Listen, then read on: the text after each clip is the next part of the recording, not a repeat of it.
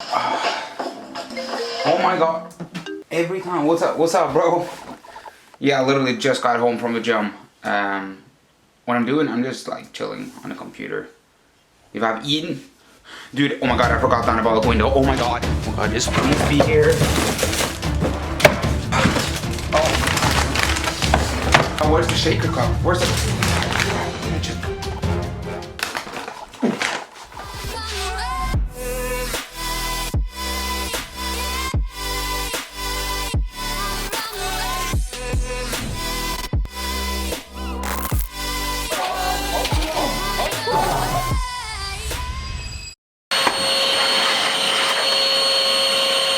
Well, I've tried to brush out the protein powder from my mouth for the past 10 minutes now. I would strongly suggest do not dry scoop your protein powder, guys. But this video right here is that I'm going to talk about 5 diet and muscle building mistakes I made when I started to work out. Because I want you guys to be massive. I want you guys to be shredded as well. So I'm going to share a little bit of tips and tricks and just basically what I did wrong. Protein toothpaste. How dope wouldn't that be? Protein toothpaste. Like, oh, I'm getting into all the protein now. That was so wrong. Okay, but guys, I'm basically just gonna go ahead and I'm gonna jump into it. So I'm gonna show you a picture of me. I think I've been training for like a year now. And I remember all that I did was try to get abs. But if you were like me, I was like skinny fat. I didn't really know where to go, if I should cut or if I should bulk or whatever I should do. But I knew that I tried to get a 6-pack. That was my #1 priority, to get that 6-pack. So that is definitely one thing, and the first just sure thing that I did wrong is that, guys, do not fluctuate on getting the 6-pack as fast as possible. It will come, but what is necessary is that, first of all, you have to develop that muscle mass on your abs. So basically means that you have to do a lot of ab exercises in order to build that dense muscle on the abs, and after that you're gonna shred down, get away all the fat, and then you can see or reveal your 6-pack. So I think I had been training for 1 year then, and I've been training for 4 years now, and you can see a big difference. And now it's the first year I actually have abs. So guys, it took a long time. But what I failed to realize though is that you have to get down to a low body fat percentage in order to reveal the 6-pack. And I thought that I went down to a low body fat percentage last cut, but that was nothing compared to now, right? So guys, get into a low body fat. I would say between, it depends on your body type, but for me, I probably have to go down to like 11 or 12 body fat percentage in order to just start to see my 6-pack. Then the second thing, aka the anabolic window. As you saw in the intro, I stressed so much in order to get in the food as quickly as possible after a workout, unless I would not make any gains at all. And guys, that is so far from the truth. Anabolic window is legitimately the worst thing I have heard about. They did a study where they had 2 groups. They basically had one group eat 1 hour after the workout, and the other group ate 3 hours after the workout. And guys, that basically revealed that both of them had the same amount of muscle protein synthesis. And that was about like, I think it was like 400% or something like that. So guys, the anabolic window, you do not have to eat straight after the workout. I actually thought that I absolutely had to do that, and if I didn't do that, I would not make any gains. So the anabolic window is scratch that, guys. But the other thing is that I thought that I had to limit my food.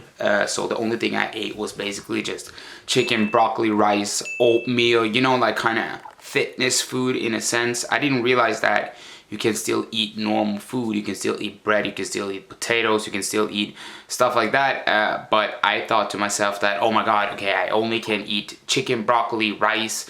I can only eat oatmeal with protein powder and peanut butter. That's the only thing I can eat. I cannot eat any egg yolks, like stuff like that, right? So I remember I can try to find a picture where I've actually got on my first grocery haul. And I mean, it was sustainable for a little while, but then I started to get like cravings and stuff like that, because I started off so hardcore. I started counting my macros from the start. So I used an app called MyFitnessPal, and I counted every single macro, and I went super clean. And I started off as a skinny fat body type. I was super skinny as well, and I think I started off with 1,800 calories. And I think I ate like probably 200 calories every single day before that, so 1,800 calories were a lot for me, which is my cutting macros right now, but it was a lot for me at that time. So I was feeling associated, I was feeling full, but after like 2-3 months, I was like, okay guys, this is not for me. Then I found out about if it fits your macros, basically that you follow a 80-20% rule where you eat 80% like clean and 20% not clean. And the thing is that I don't see anything as healthy or unhealthy. You have food with more calories than other types of food, right? So that basically means that if you choose a type of food like a burger, it has more fat in it, aka it's gonna be more calories than a slice of toast with some I don't know, chicken on it, you know?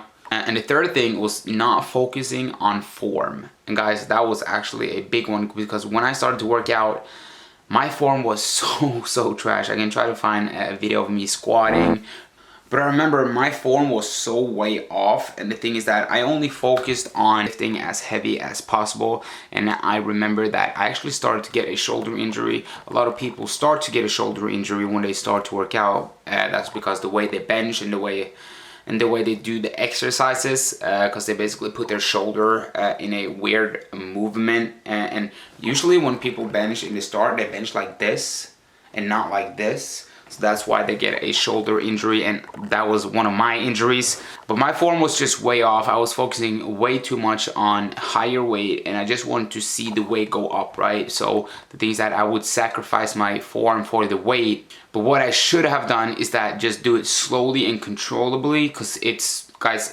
this is so cliche, but it's a marathon, not a sprint, guys. I think I would stay within a rep range of 12 to 15 reps, because I actually followed Arnold Schwarzenegger's blueprint. I also want to say that before I started to doing that program, the only thing I trained was biceps and chest every single day. And that brings me to number 4, skipping legs. If you skip legs, you're a sorry, but it's a fact. It's a fact. Is that the biggest muscle you have on your body is the gluteus maximus, aka the ass, right? And your quads are such a big muscle. Your hamstrings are such a big muscle, right?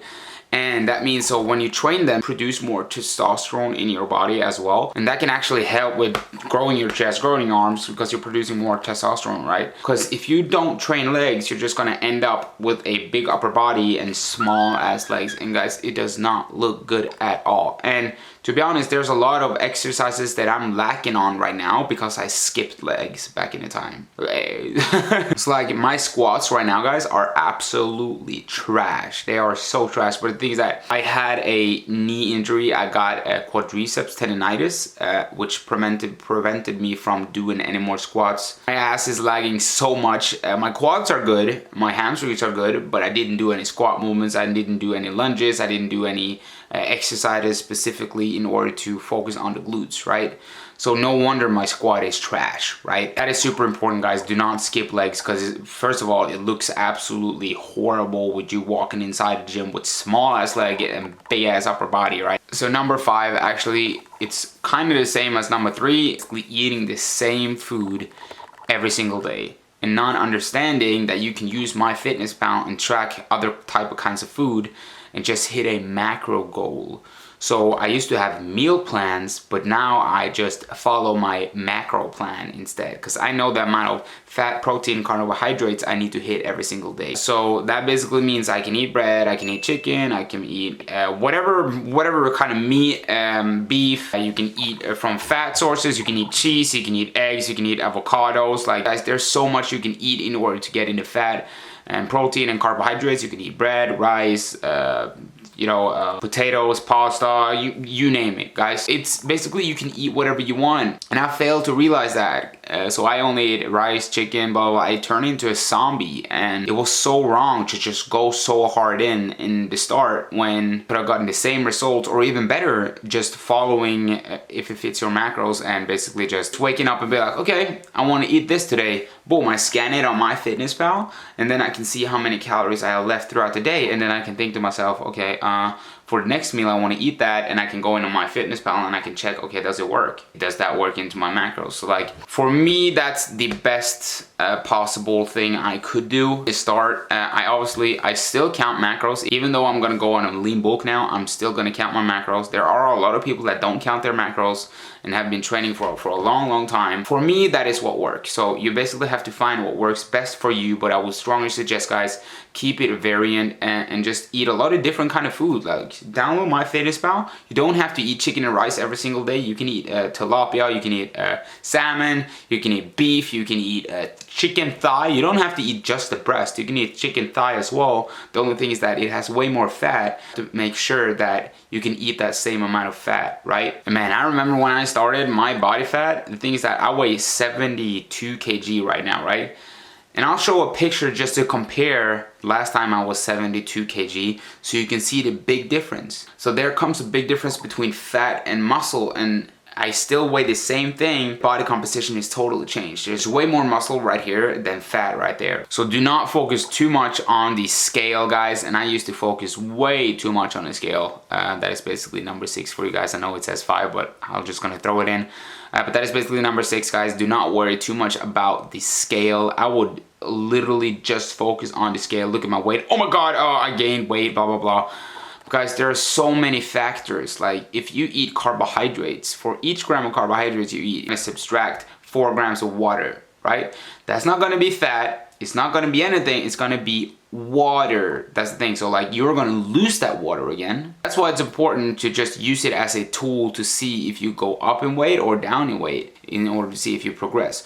If you're cutting, right, and it's been 2 weeks and that scale has not gone down, cut down the calories. And if you're bulking and it hasn't gone up, go up with your calories. It's as simple as that. You should also focus on looking in a mirror and see if you can see some changes on your body, because just as I showed you guys, I weigh the same here as I did right there. My body has totally changed, but the weight is the same. So do not only think about the weight. That is important. Well guys, I just want to say Happy New Year, Happy Christmas. I hope you all had a great time. Since it's New Year, I hope that a lot of you are going to start to work out, start your fitness journey. I'm actually a personal trainer, so you can go on my website and you can get yourself a workout program in order to get started. I also have a nutrition 101 where I explain more detail about micronutrients and how you can start to use my fitness pal and everything like that. And I got daily splits, so I got like 3-day splits for men, I got 4-day split for men, 5-day split. So you can choose if you want to work out 5 days a week, if you want to work out 6 days a week. I also got,